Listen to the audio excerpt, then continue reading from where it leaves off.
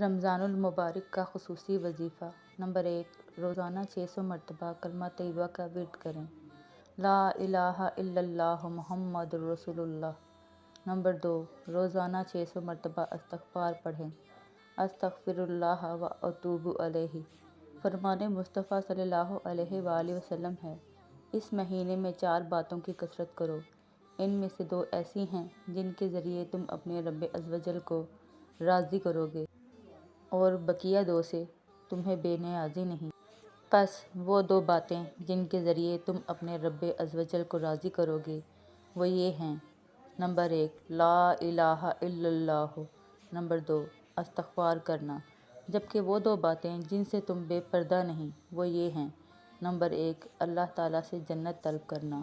Number 2، جہنم سے اللہ عزوجل کی پناہ طلب کرنا۔ نمبر 3، پورے ماہ مبارک میں 1 مکمل قرآن پاک کا ختم۔ اور نمبر 4، روزانہ آدھا گھنٹہ درود شریف پڑھنا۔